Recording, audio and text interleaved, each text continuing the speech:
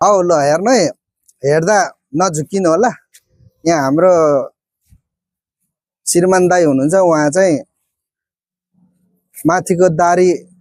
कालो बनाएर तलको जुङ्गा काटेर आउनु भएको मान्छे हो हिँड्नु भएको उहाँ चाहिँ सोल्टिनीहरूको एकदम चारीमा हुनुहुन्छ है नफस्नु होला उहाँ हेर्दा मात्रै कालो दारी जुङ्गा बनाएको हो नि तर सबै फुलिरहेको छ नि सेतै भइरहेको छ ए बड्डा यो बिचकाउने काम न तरुण बिचकाउने काम नगर त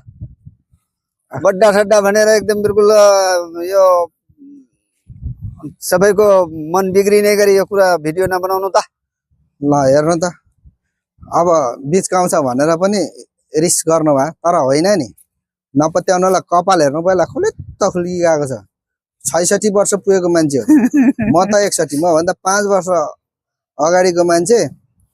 तर जुङ्गा दारी जुङ्गा मात्रै तलको जुङ्गा माथिको दारी कालो बनाएर मात्रै आयो हो अरु केही होइन पुरा कडा हुनुहुन्छ है मान्छेको एक बारको जिन्दगीमा जे मन लाग्छ त्यो गर्नु जसो जसो सोचिन्छ त्यो कुरा गर्नु हैन मान्छे हड्डी भलै बुरो होला तर मन बुरो कहिल्यै हुँदैन यो कुरा ध्यान दिनु है सबले सकियो त अब है